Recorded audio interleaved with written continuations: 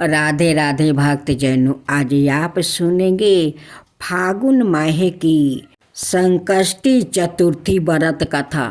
प्रत्येक माह में आने वाली कृष्णा पक्ष की चतुर्थी को संकष्टी चतुर्थी कहा जाता है। यह व्रत माता पार्वती के पुत्रा श्री गणेश को समर्पित है। इस दिन विधि विधान से भगवान श्री गणेश जी की पूजा करनी चाहिए।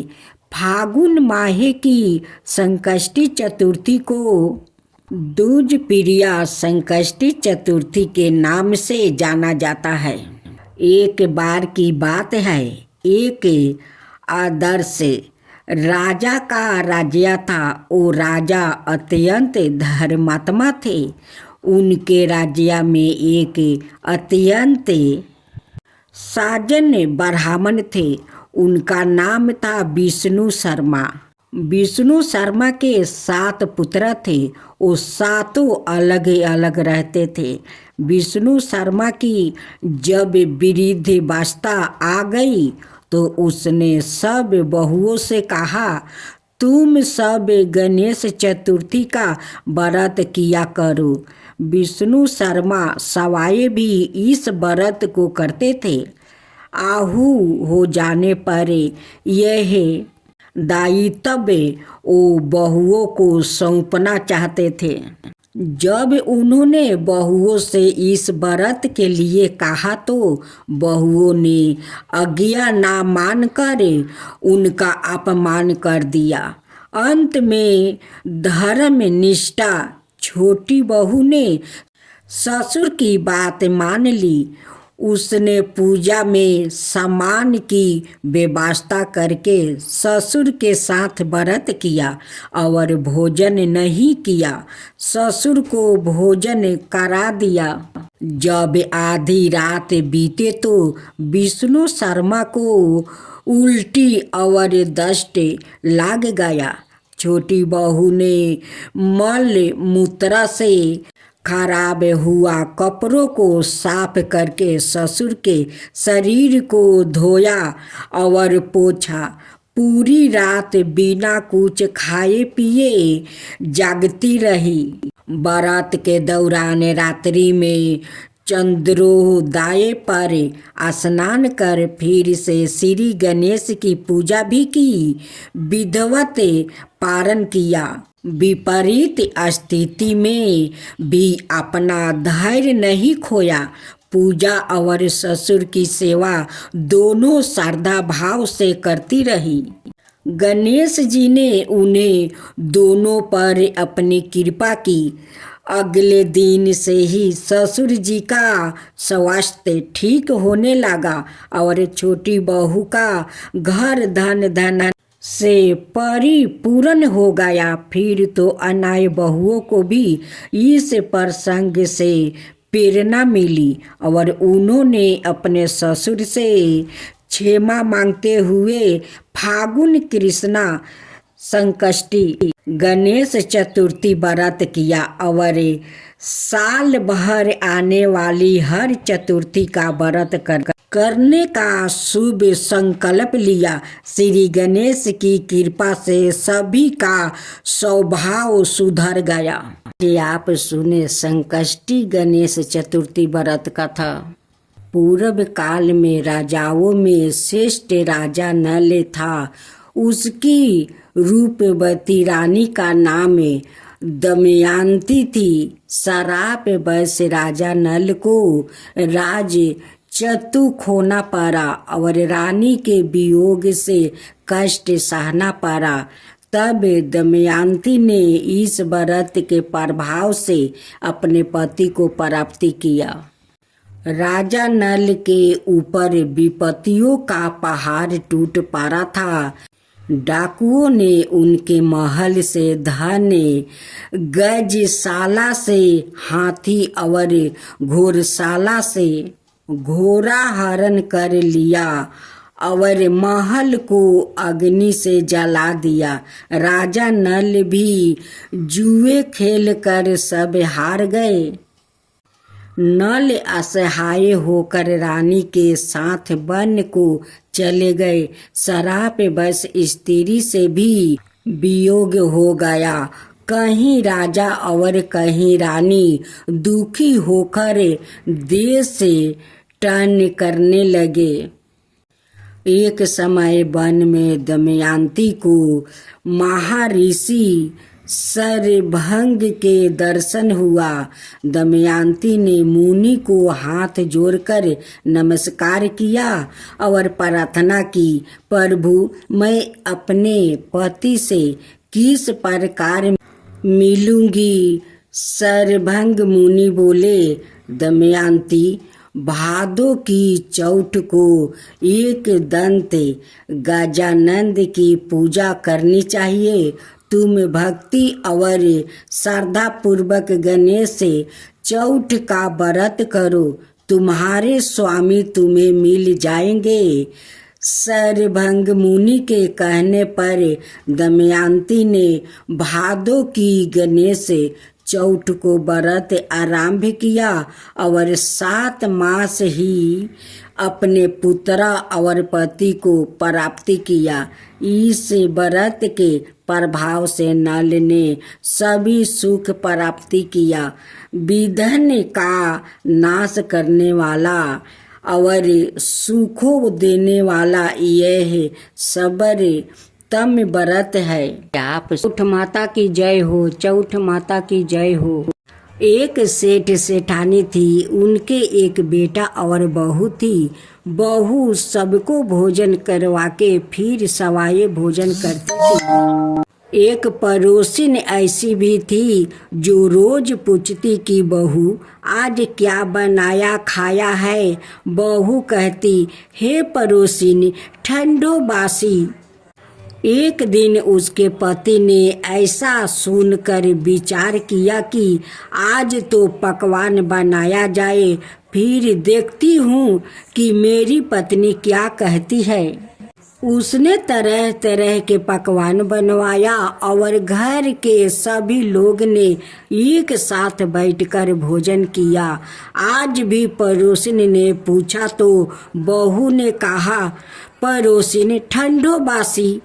सेठ के लड़के ने सोचा कि कोई बात तो अवश्य है जिससे कि मेरी पत्नी ऐसी कहती है। उसने अपनी पत्नी से पूछा, तुम रोज ठंडो बासी क्यों कहती हो? क्यों तुम बासी खाती हो? ऐसे क्यों कहती हो? जब कि अपना सबने एक साथ बैठकर कई तरह के पकवान खाए। उसकी पत्नी बोली, आपने जो खा रहे हैं वो बाप बूढ़े की कमाई है। जिस दिन आप काम करके लाओगे उस दिन मैं समझूंगी कि ताजा भोजन कर रही हूँ। अब एक दिन लड़के ने माँ से कहा, मैं एक बार शहर में कमाई करने जा रहा हूँ। माँ बोली, बेटा अपने पास इतना धन है कि खाया नहीं जा सकेगा। माँ के माना करने पर भी बेटे ने सवाए कमाने का मन बना लिया और जाते समय पत्नी से कहा, मैं जब तक कमाकर बहुत सा धन लेकर ना आऊं तुम चूल्हे की आग मत बुझाने देना। एक दिन चूल्हे की आग बुझ गई तो वो मन ही मन घबराने लगी, कहीं मेरे पति पर संकट तो नहीं आन पड़ा। जल्दी से पड़ोस में से आग लाकर चूल्हे में राख देती है। ऐसा विचार करके पड़ोस में गई। वहाँ पड़ोसिन चौथ माता का व्रत पूजन कर रही थी।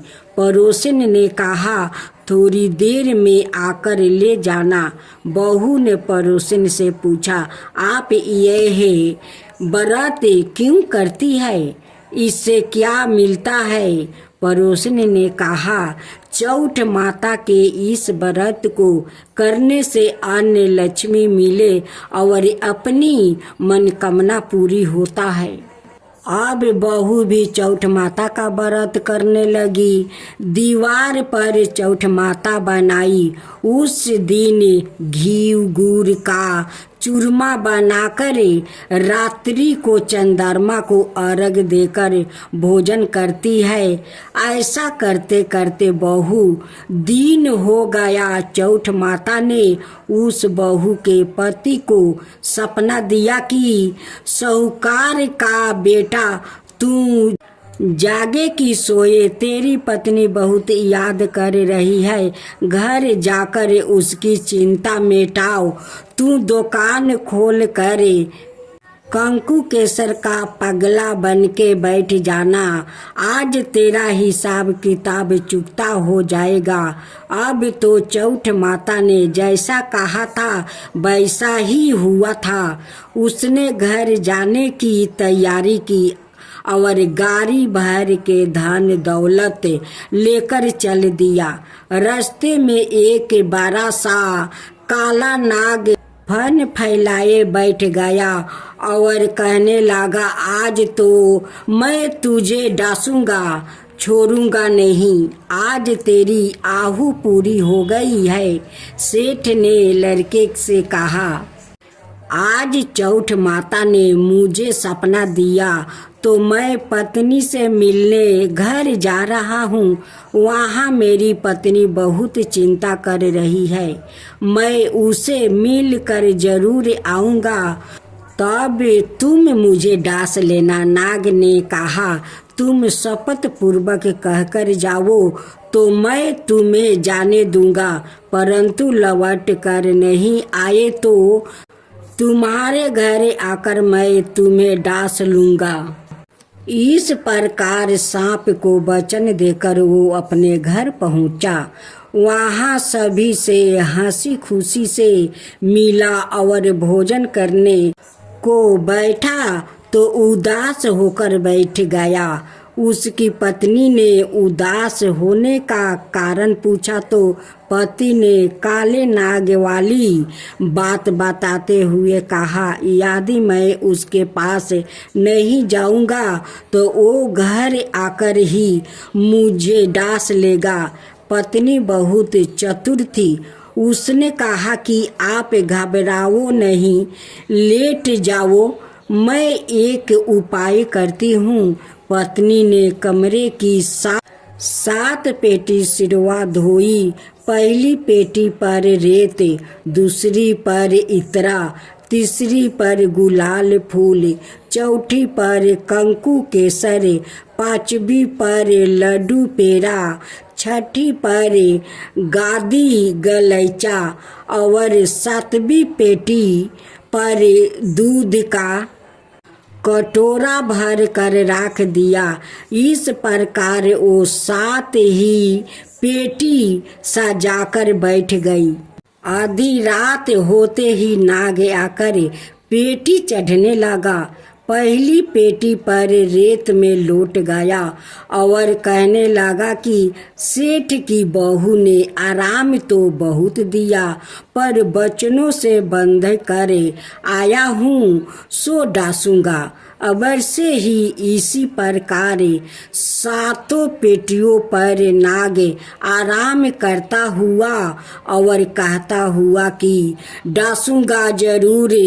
कमरे में जाने ही वाला था कि चौठ माता ने विचार किया कि मैं इसे नहीं बचाऊंगी तो संसार में धर्म कर्म और व्रत पूजन को कौन मानेगा। अब तो गणेश जी, चंद्रमा जी और चौठ माता ने उसे बचाने का विचार किया। चंद्रमा जी ने उजाला किया, चौठ माता ढाल बनी और गणेश जी ने तलवार लेकर नाग को मार दिया और ढाल से डंक दिया। अब बहू भी थकी हारी सो गई। दिन उगा तो लोग बेटे से मिलने आए, परंतु बेटा बहू तो उठे ही नहीं थे।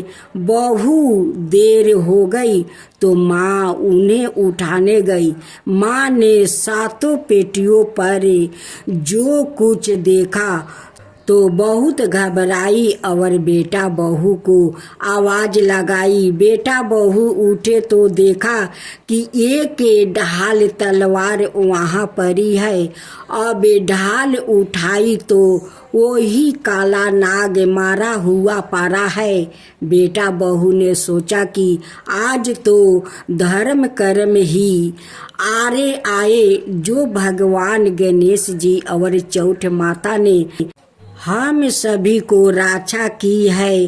चौठ माता आपने जैसी सेठ के बेटे बहू की रक्षा किया है, वैसे ही सबका रक्षा